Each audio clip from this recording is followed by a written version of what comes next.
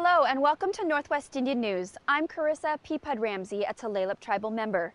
Today we're at Point Grenville on the Quinault Indian Nation for the 2013 Canoe Journey, which is dedicated this year to honoring our warriors.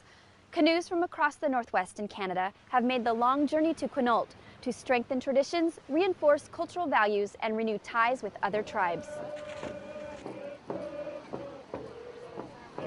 On behalf of the Quinault Indian Nation, our ancestors, our warriors, our veterans, our elders, our youth, and the Quinaults yet to be born, on behalf of all the Quinault Indian Nation, we welcome you to our sacred and beautiful coastline. Siampuyo, welcome, come ashore.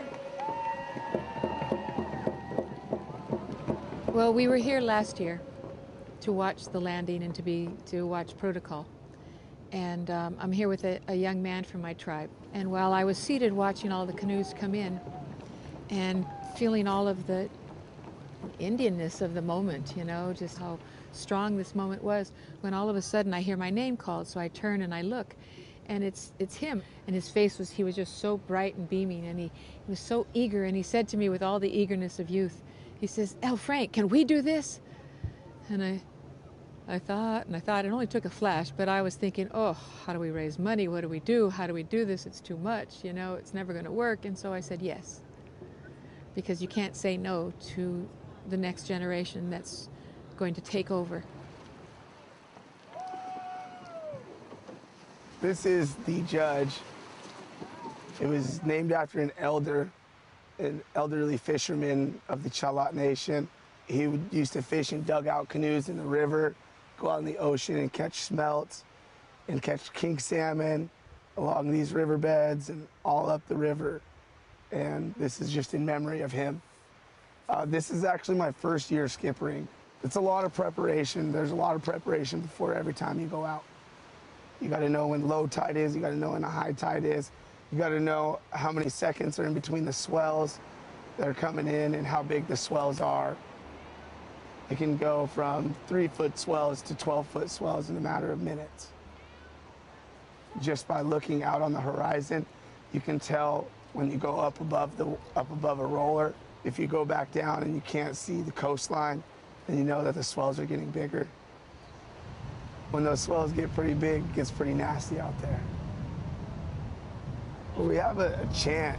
We love you. It's paddle. Like paddle hard. Uyu, O River, Macaw, Nisqually, come ashore. Wheela, wheela. My brother-in-law says, "Hey, you think you can fix my canoe?" And I go, "Oh, I'll give it a try. Let's look at it." And I says, "Where is it?" And he says, "You're standing on it. It's laying on the ground." And it was just a board. Somebody ran over it and flattened it totally. I go, "I don't know, I'll give it a whirl." And I made it back into a canoe. So that's how I got started. I've probably built about 40 now. And this outrigger was something I wanted to get into. The outrigger is a Polynesian canoe. It's basically from the South Seas. It's like it has a little training wheel out to the side. You know, every canoe builder has a theory, every boat builder has a theory. Our style, it's a little bit wider, a little bit more volume, a little bit flatter, so that like when you skip a rock, it gets up on the top and stays there. Whereas the Polynesian canoes are with so much rocker and skinny, they sink down in the water. Made out of our traditional wood, which is cedar. And that's very special to almost all of the Pacific Northwest tribes. Pretty sure I'm going to make a couple more changes. I'm not satisfied. It's like the old people would say it was supposed to be, that we're supposed to learn and get better at everything that we do. And that's basically what I do. And I teach my kids on the Canoe Club the same thing.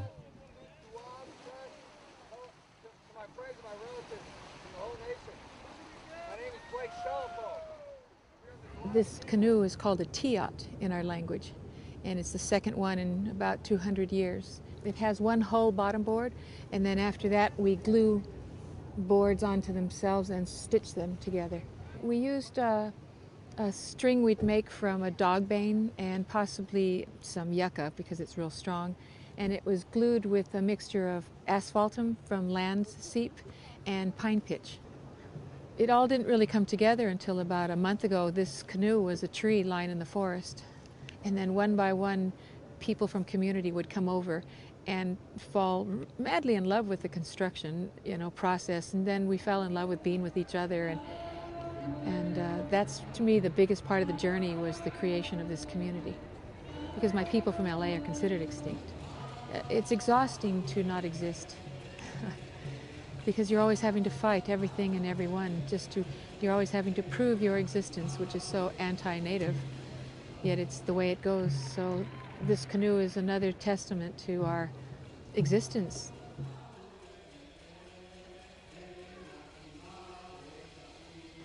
When we return, we'll meet some special guests who took part in the paddle to Quinault.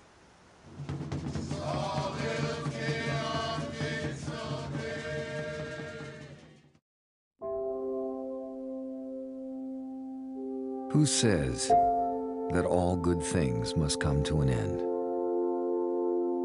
That nothing lasts forever? That you can't turn the tide for good? For us, protecting nature comes so naturally. We're the tribes in Western Washington, stewards, and have been for centuries to come. Hi, my name is Zahn Tokiaku, clarinet. Graduated from Central High School. I'm Tim Ramos, a Clear Lake High School graduate. I'm Chris Eyre, a high school graduate from Klamath Union High School in Oregon. My name is Shosha Esquire, and I graduated from F.H. Collins. My name's Cody Blackbird, the 2011 Native American Music Award winning Flutist of the Year. I can definitely say that as an artist, I would not be where I am today if I wasn't a high school graduate. Make the commitment to stick with your education, go further than high school, college.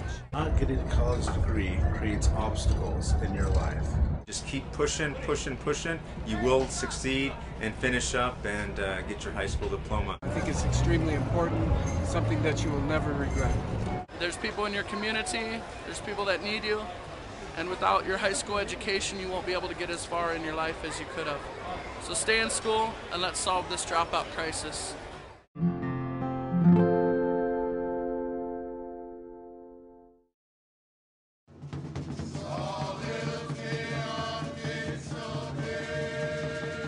Welcome back to Northwest Indian News. Canoe Journey is a time for our youth, elders, and community to engage in healing and to celebrate our culture. But it is also a time to share our traditions with our neighbors. This year was no exception, with many special guests invited to experience the paddle to Quinault. NWIN's Mike Sarich has the story. Marking the 225th anniversary of first contact between the newly independent United States and the coastal tribes of the Pacific Northwest, tall ships were again among the canoes traveling in Sailor Sea. These majestic vessels were invited by the Quinault Nation to escort the canoes as they traveled along the open coast on their way to Point Grenville. This month is the 225th anniversary of the arrival of the first American vessel to visit the west coast of North America. And so 225 years ago, two cultures came together. There's a long history with the Quinault Nation and the tall ships, and we wanted that relationship to come full circle so that we could bridge the past and look forward to a bright future, because we have neighbors, we want to be good neighbors, and knowing that we have this good solid foundation, we're prepared to look to the future and really build on that for the next generation and the generations to follow. The initial relationship was a good one. The colonists were bringing iron tools that could be sharpened and resharpened. The tribes had sea otter pelts that could be traded in China for valuables that the Americans could take back to the newly independent United States. It was a good relationship, but over time our relationship has taken on a trajectory. If we can bring these two cultures together, if we can work with the tribes to have them share their story so that we can have an integrated story, that's a powerful message that the next generation will carry forward and the next generation will carry forward. We've had literally chapters torn out of our histories, and we've worked very hard to renew our cultures and renew our identities. The tribal journey started in 1989 with the vision of a Quinault elder, Emmett Oliver, and a handful of canoes, 9 canoes at that time. And over the course of the next 2 decades, we've seen it grow little by little and dramatically in the last decade. So this last year we had a witness of 100 canoes, and that was Emmett Oliver's vision back in 1989, and he was able to bear witness to see 100 canoes on the shores. We greeted canoes that came in from as far as New York, the Shinnecocks in New York, the Hawaiians, and Alaska. So many directions and hundreds of people and thousands of people on the shore.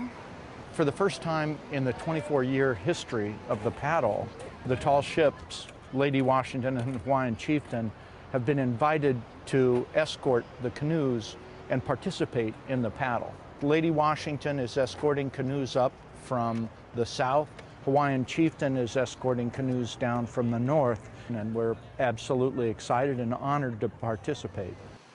In our future with the tall ships and the relationships that we build and establish, several generations from now we'll look back and we'll see a seamless transition from our generation to future generations, and an understanding, a mutual understanding of our respective cultures and traditions, and that's going to make us both stronger. So we think there's a very bright future in those relationships that we have with our neighbors, and we continue to embrace our neighbors and want to share everything that we have as they share with us.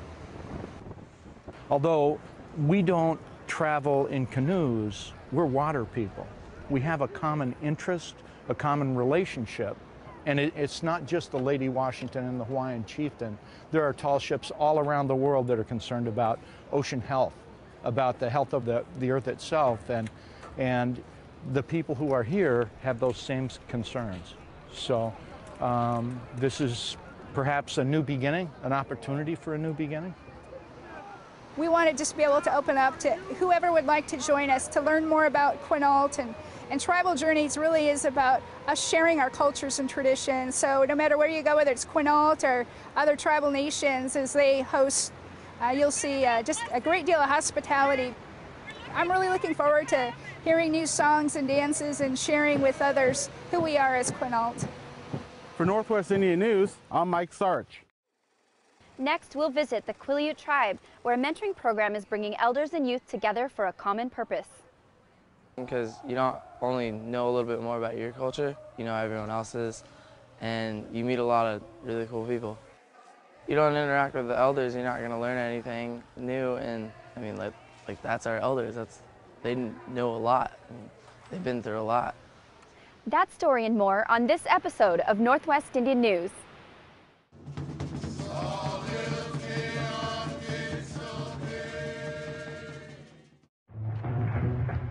We have our own way of thinking. We think sustainability is nothing new. We think justice is older than any government. We think we can grow radishes on the moon.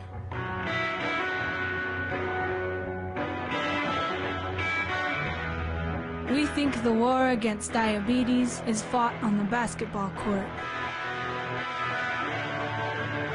We think the same berries we pick today should be here for another 7 generations.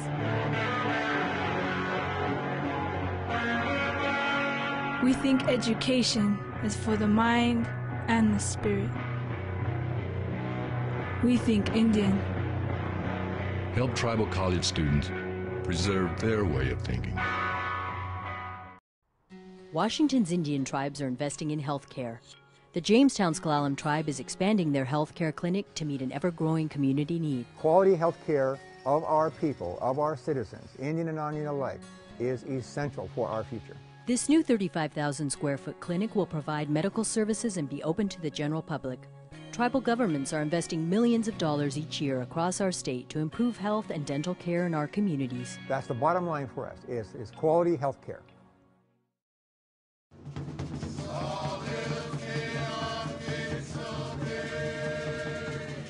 A new mentoring program by the Quileute tribe is bridging the gap between youth and elders while promoting healthy relationships. Recently, the program brought elders and youth together to create shawls, drums, and paddles to be used for canoe journey protocol. NWIN's Wayne Messer brings us the story.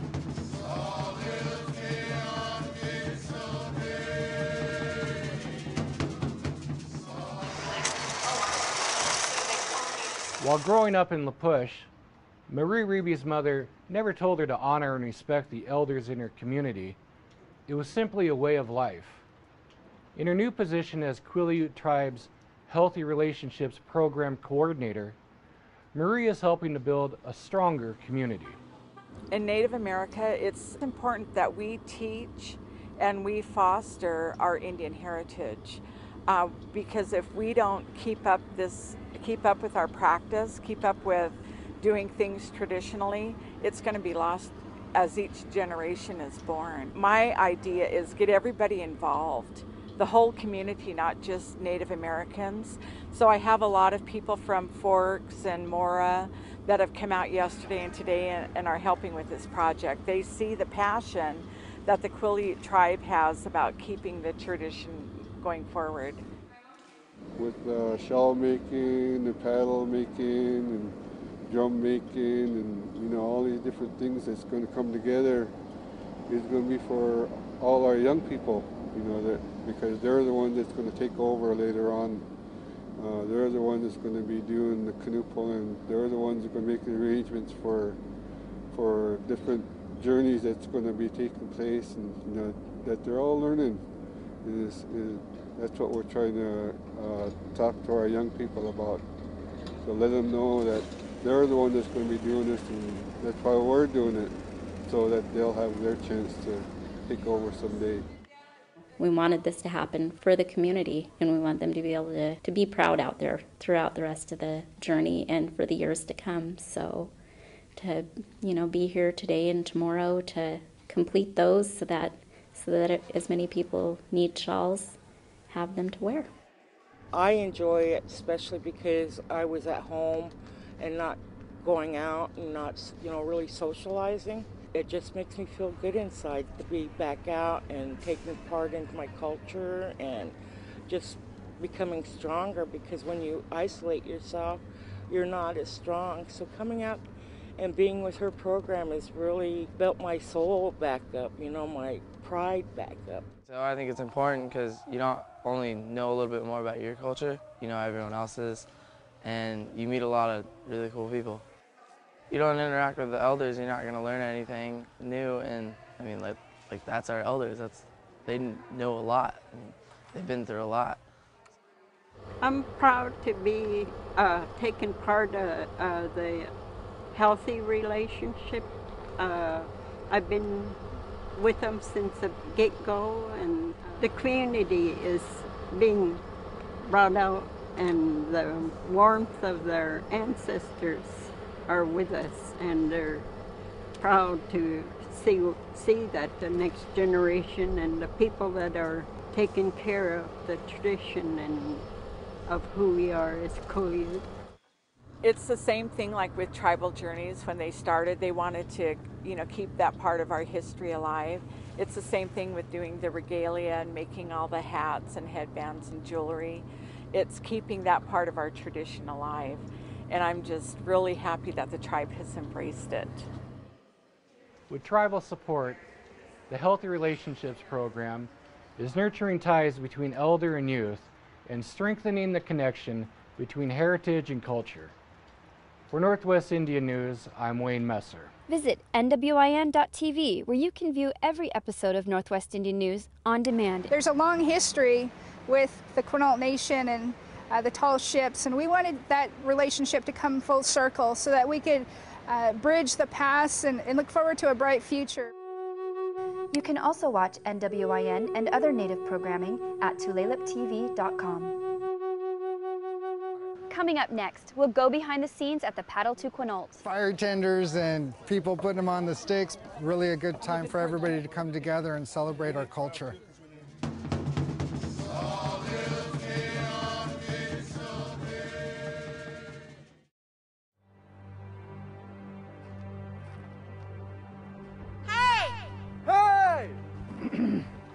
To my tribe, I'm more than a student.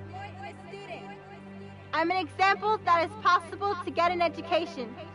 Education can end poverty, violence, and health issues on the res. On the reservation, tribal students find ways to turn their education into an entire tribe's education. Even when only 5% of Indians on the reservation Only 5% of Indians can afford to go to college. If I do nothing, 25,000 people will continue to live in poverty. I will help 2 million people educate themselves. I'll keep 173,000 people from losing their sacred home. Hey!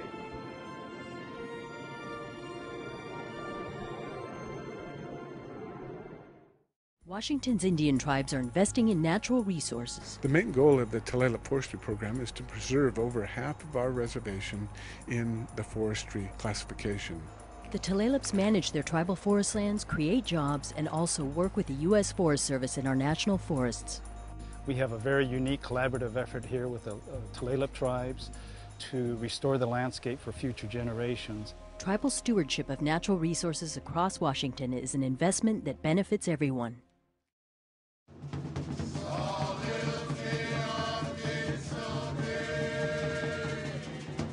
Welcome back to Northwest Indian News. Over the years, we've brought you many stories from Canoe Journey. This year, we want to take you behind the scenes. From landing protocol to the kitchen crew, a lot happens on the beach as well as on the water. When we come to canoe journeys, the assumption is it's only the paddlers that are doing the work.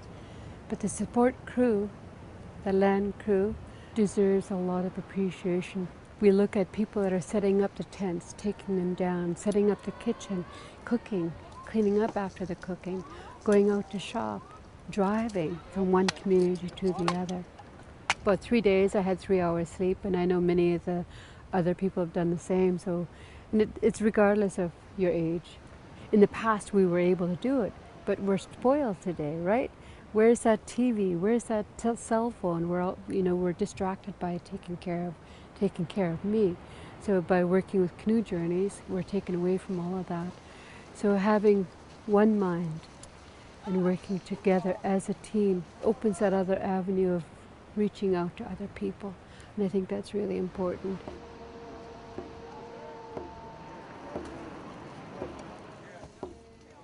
I was taught to cook salmon by my grandpa, and he'd always go and cook for various functions, and I was always there helping him. We have 7,000 pounds of salmon, and today we're cooking 600. So we have a cedar stick here that we made, and we just kind of slide it in, head down, and we take our spreaders,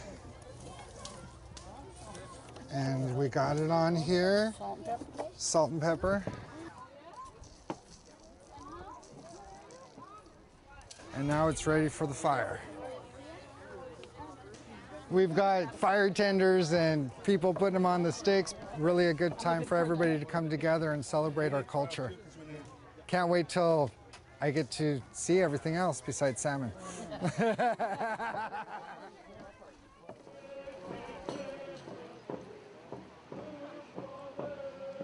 For today's landing, we had all of our dancers there early. We wanted to be on shore and ready. When the canoes were arriving, our singers would be singing the songs, and we would be dancing to paddle songs to commemorate the paddlers and their long journey to come to our shore.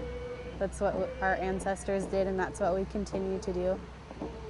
We usually have practice every Sunday, the first 3 Sundays of each month, and we practice for 2 to 3 hours each Sunday. We work with even girls that are 2, 3 and on up, and even our elders will come out and dance, and the older ladies, and we want to keep our tradition alive, so we teach the dances to everybody.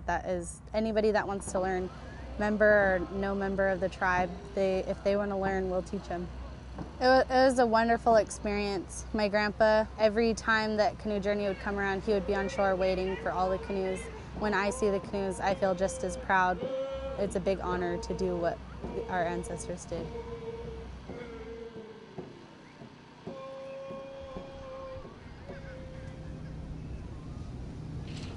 Our president, Fawn Sharp, about 2 years ago, she had a vision of a monumental sized pole, asking for this whole thing being a celebration, but at the same time wanting spiritual healing to take place within our people. Part of the culture was to raise totem poles during the potlatch. You know, the canoes would meet up together and then raise a pole in celebration. I did a few 20-hour shifts of just straight carving towards the end. Every little knife mark that you see is all done by hand on here. If you look from top to bottom, you'll see the time and effort that goes into carving something like this. It's really, only way to say it is it's humbling, you know, to actually think of my kids coming here and bringing their kids here, well, knowing that it marked 2013 paddle to Quinault. It makes you realize, you know, how short life is, but also how meaningful it is to keep the culture alive. So when you follow that cultural and traditional ways, then you can do and be anything you want to be if you're going to accept it and you're going to walk that line. I think that's the important piece, recognizing who am I. So even though I'm participating in a different way, it's empowering. And that's what the canoe does. So when we look at the canoe, that the pullers are an extension of that canoe. That canoe is alive. All of the paddlers become part of that canoe. And the canoe becomes very light when they're in a very good place, here and here. And then you can just see it, it's like it's floating. Yeah.